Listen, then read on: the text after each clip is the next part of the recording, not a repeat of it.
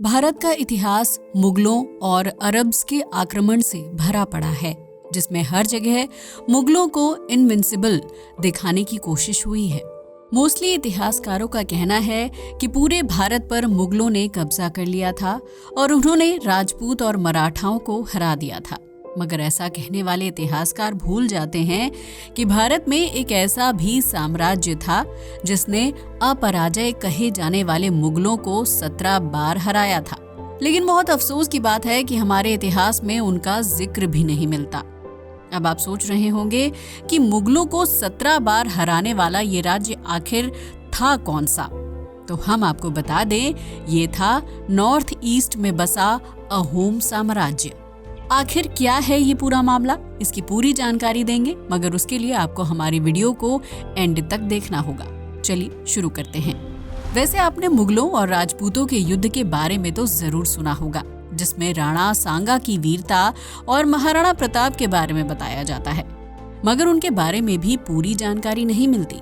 कोई इतिहासकार नहीं कहता कि अकबर महाराणा प्रताप के सामने आने से भी डरता था, लेकिन फिर भी राणा सांगा और महाराणा प्रताप के बारे में तो इतिहास में कुछ न कुछ दर्ज है।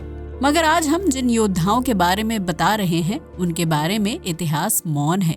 असल में ये असम के अहोम योद्धा थे। असम को प्राचीन काल में कामरूप के नाम से जाना जाता था और इसकी राजधानी आधुनिक गुवाहाटी हुआ करती थी। कामरूप का साम्राज्य दूर दूर तक फैला हुआ था, जिसमें असम की ब्रह्मपुत्र वैली, बंगाल का कुछ भाग, बिहार, आज का भूटान और रंगपुर शामिल था। हालांकि मुगलों को मराठाओं से बार बार टक्कर मिली और उसके बारे में इतिहास में दर्ज भी है। पर जैसे मुगलों को मराठाओं से बार बार टक्कर मिली थी, ठीक ऐसे ही अहोमों ने भी मुगलों को कई बार हराया था। असल में अहोम और मुगलों के बीच 20 से भी ज्यादा बार युद्ध हुआ था और कमाल की बात तो ये थी कि ज्यादातर युद्ध में या तो मुगल भाग गए थे या फिर वो कामरूप अहोम पर राज नहीं कर सके थे। वैसे भले ही फ्रंट लाइन के इतिहास में अहोम योद्धाओं के बारे में जिक्र नहीं मिलता हो, मगर असम में आज भी अहोम योद्धा लाचित बोड़फुकन को याद किया जाता है, क्योंकि उन्हीं के नेतृत्व में अहोम योद्धाओं ने पूर्वी क्षेत्र में मुगलों के विस्तारवादी अभियान को रोका था। अगर बात करें लाचित बोड़फुकन की, तो अगस्त 1667 में लाचित बोड़फुकन की लीडरशिप में अहोम योद्धाओं ने ब्रह्मपुत्र नदी के किनारे मुगलों की सैनिक चौकी पर हमला कर दिया था। ये हमला मुगलों पर जवाबी कार्यवाही के दौरान हुआ था, क्योंकि मुगल लगातार अहोम साम्राज्य में घुसने की कोशिश कर रहे थे। इस हमले में मुगल कमांडर सैयद फिरोज खान सहित कई मुगल फौजियों को बंदी बना लिया गया था, जिसकी वजह से मुगलों में हड़कंप मच गया। इस समय राजा औरंगजेब हुआ करता था। वो शांत बैठने वाला नहीं था। मुगल बहुत अपमानित महसूस कर रहे थे, इसलिए एक बड़ी फौज को अहोम योद्धाओं के साथ युद्ध लड़ने के लिए भेजा गया।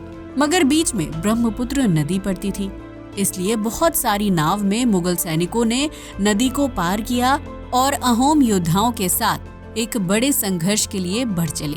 वैसे तो मुगलों की सेना काफी मजबूत थी, लेकिन इस बार उनका सामना अहोम योद्धाओं से हो रहा था। मुगल सेना जमीन पर लड़ने के लिए तो मजबूत थी, मगर अहोम योद्धाओं ने उनके साथ जलीय युद्ध किया। और आप जानकर हैरान रह जाएंगे कि मुगलों की इतनी बड़ी सेना को लाचित बोड़फुकन के नेतृत्व में आए हुए थोड़े से सैनिकों ने बुरी तरह से हरा दिया था। सैनिकों की संख्या का अंदाजा आप इस बात से लगा सकते हैं कि ये केवल 9 नाव में बैठकर आए थे, जबकि मुगलों की सेना लगभग 100 नाव में आई थी। लेकिन उन्होंने मुगलों की इतनी बड़ी फौज और नाव पर इस कदर आक्रमण किए कि वो भागने पर मजबूर हो गए। इस तरह मुगलों को एक बार फिर से बुरी तरह हार का सामना करना पड़ा। जब मुगलों को वहां से भागना पड़ा था, तो उनके ज्यादातर योद्धा तो अहोम योद्धाओं ने मार डाले थे और जो बचे थे वो भी नदी में डूबकर मर गए थे। इस युद्ध के बाद लाचित अहोम साम्राज्य का हीरो बनकर उभरा था, जिसे आज भी असम में एज अ हीरो रिकॉग्नाइज किया जाता है। मगर हम आपको बता दें कि मुगलों और अहोम साम्राज्य के युद्ध की शुरुआत इस युद्ध से नहीं हुई थी, बल्कि इससे पहले भी कई बार मुगल और अहोम साम्राज्य की सेना आमने सामने आ चुकी थी। चलिए अब हम उस असल वजह पर आते हैं जिसकी वजह से अहोम और मुगलों के बीच ये युद्ध चल रहे थे। हालांकि 1668 में मुगलों के साथ अहोमों का युद्ध पहला नहीं था, पर यह खास जरूर था।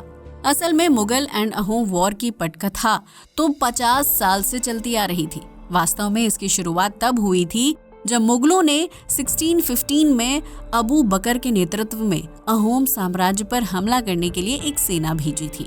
मगर अहोम साम्राज्य ने अबू बकर की लीडरशिप में आने वाली सेना को बुरी तरह से हरा दिया था। हालांकि स्टार्टिंग में अहोम योद्धाओं को ज्यादा नुकसान झेलना पड़ा था, मगर फिर भी उन्होंने हार नहीं मानी और मुगलों को भगा दिया। मगर अब बात आती है कि आखिर अहोम योद्धाओं और मुगलों के बीच में लड़ाई की शुरुआत कब हुई थी। तो इसके लिए आपको अहोम साम्राज्य के इतिहास के बारे में जानना होगा। असल में 1515 ईस्वी में बिहार में कोच राजवंश की शुरुआत हुई थी। कोच वंश के पहले राजा विश्व सिंह थे, मगर जब उनके बेटे नारायण देव की डेथ हो गई तो कोच राज्य 2 भागों में बंट गया। इस राज्य का पूर्वी भाग उनके भतीजे रघुदेव को मिला और पश्चिमी भाग पर उनके दूसरे बेटे लक्ष्मी नारायण राजा बने। मगर प्रॉब्लम ये थी कि लक्ष्मी नारायण की मुगलों के साथ मित्रता थी, लेकिन इसी बीच पूर्वी राज्य पर शासन कर रहे रघुदेव की शादी अहोम के राजा सुखाम्पा की बेटी से हुई।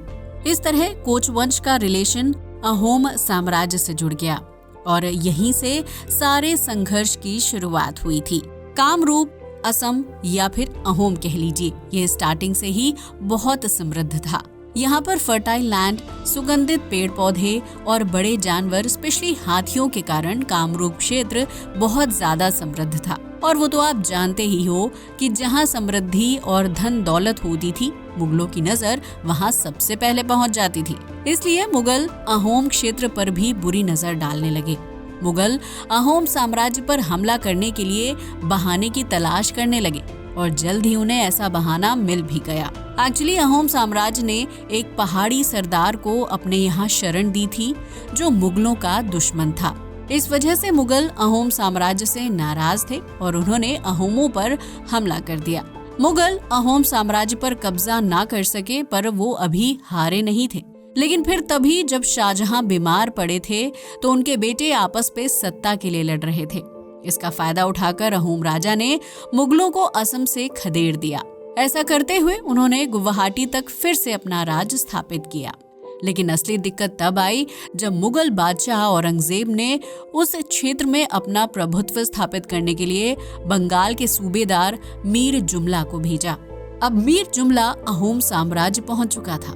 मार्च 1662 में मीर जुमला की लीडरशिप में मुगलों को अहोम साम्राज्य के खिलाफ काफी बड़ी सफलता मिली।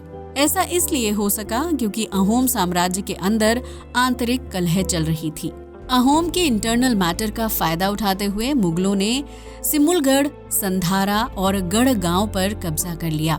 यहाँ से मुगलों को बहुत बड़ा खजाना मिला, जिसमें 82 हाथी, 675 बड़ी बंदूकें, 1000 जहाज और 3 लाख सोने चांदी के सिक्के शामिल थे। इसके अलावा भी उन्होंने यहाँ से बहुत सारी चीजें लूटी थी। हालांकि वो पूरे अहोम साम्राज्य पर तब भी कब्जा नहीं कर सके, क्योंकि ठंड आते ही मुगलों को वहाँ के मौसम में मुश्किलें नजर आने लगी। इसलिए उनका दिल्ली से संपर्क टूट गया और मुगल अहोम साम्राज्य से भाग खड़े हुए। बारिश का मौसम जाते ही मुगलों और अहोम राजा के बीच फिर युद्ध हुआ, लेकिन इस बार अहोमों को हार झेलनी पड़ी। उन्हें मुगलों को 1 लाख रुपए देने पड़े और कई क्षेत्र भी गंवाने पड़े। अहोमों को मजबूरी में मुगलों के साथ संधि भी करनी पड़ी और इस युद्ध के बाद अहोम राजा जयध्वज की भतीजी को मुगल जबरदस्ती अपने हरम में उठाकर ले गए थे। अहोम राजा जयध्वज अपना ये अपमान सहन नहीं कर पाए और उनकी डेथ हो गई, क्योंकि उन्हें मजबूरी में विदेशी आक्रमणकर्ताओं के साथ संधि करनी पड़ी थी। अब जयध्वज के बेटे चक्रध्वज ने अपने फादर की डेथ और उनके अपमान का बदला लेना शुरू किया। उन्होंने मुगलों को अपने राज्य से भगा दिया। राजा चक्रध्वज ने मुगलों को मानस नदी से बाहर खदेड़ दिया और यही नहीं, मीर जुमला ने जितने भी अहोम योद्धाओं को बंदी बनाया था उन सभी को भी छुड़ा लिया गया। अब अहोमों को अपना पूरा साम्राज्य वापस मिल गया और मानस नदी मुगलों और अहोम साम्राज्य के बीच की सीमा बन गई। अहोम साम्राज्य के इस खतरनाक ऑपरेशन के बाद औरंगजेब की नींद उड़ चुकी थी। वो बहुत अपमानित महसूस कर रहा था। इसलिए उसने एक बार फिर एक बहुत बड़ी फौज अहोम साम्राज्य भेजी। मगर इस बार जो हुआ उसके बारे में तो मुगलों ने अपने बुरे से बुरे सपने में भी नहीं सोचा था। असल में यहाँ पर मुगलों को लाचित का सामना करना पड़ा और ये वही है जिसके बारे में हमने स्टार्टिंग में बताया था। असल में सराय घाट के युद्ध में लाचित बोरफुकन के हाथों मुगलों की बड़ी सेना को भी भारी हार झेलनी पड़ी और इसी सराय घाट के युद्ध की वजह से आज भी लाचित बोरफुकन को असम में याद किया जाता है। वो मुगलों के खिलाफ इस युद्ध में हीरो बनकर उभरे थे। उन्होंने 50,000 से भी ज्यादा संख्या में आई मुगल फौज को हराने के लिए वाटर वॉर की रणनीति अपनाई थी, क्योंकि वो अपनी ज्योग्राफिकल कंडीशन को अच्छी तरह से जानते थे। ब्रह्मपुत्र नदी और आसपास के पहाड़ी क्षेत्रों को उन्होंने अपनी मजबूती बनाया और मुगलों को नानी याद दिला दी, क्योंकि उन्हें पता था कि भले ही मुगल फौज जमीन पर कितनी भी मजबूत हो और उनकी संख्या कितनी भी ज्यादा क्यों ना हो, मगर पानी में वो हमारा कुछ नहीं कर पाएंगे। इसलिए उन्होंने मराठाओं की गुरिल्ला युद्ध टेक्निक की तरह एक स्पेशल तकनीक से मुगलों को हराकर भगा दिया। असल में लाचित ने नदी में मुगलों पर आगे और पीछे दोनों तरफ से हमला किया था, जिससे मुगल सेना बहुत ही जल्दी बिखर कर इधर उधर भाग गई थी। यहाँ तक कि मुगलों का कमांडर मुनव्वर खान भी मारा गया था। लाचित बोरफुकन की वीरता को सम्मानित करते हुए असम सरकार ने सन 2000 में लाचित बोरफुकन अवार्ड की भी शुरुआत की थी। नेशनल डिफेंस एकेडमी से पास हुए बेस्ट टैलेंट्स को लाचित बोरफुकन अवार्ड दिया जाता है। आज भी असम में लाचित को हीरो की तरह माना जाता है और 24 नवंबर को लाचित दिवस के रूप में मनाया जाता है। मगर अफसोस केवल इस बात का है कि जहां हारने के बाद भी मुगलों का महिमा मंडन किया गया, वहीं जीतने के बाद भी एक नेशनल हीरो का हमारी हिस्ट्री में कहीं जिक्र नहीं मिलता। इसलिए कहा जा रहा है कि हमारे इतिहास को फिर से लिखे जाने की आवश्यकता है और इस बार इतिहास को आक्रमणकर्ताओं के पॉइंट ऑफ व्यू से नहीं, बल्कि हिंदुस्तान के नेशनल हीरो के पॉइंट ऑफ व्यू से लिखा जाना चाहिए। वैसे आपको क्या लगता है, क्या सच में हमारे इतिहास में नेशनल हीरोज के साथ गलत हुआ है? अपनी राय को हमें कमेंट करके बताना ना भूलिएगा। आज के लिए बस इतना ही। अगर वीडियो अच्छा लगा हो तो इसे लाइक और शेयर करें, साथ ही हमारे चैनल को भी सब्सक्राइब करें। जय हिंद दोस्तों।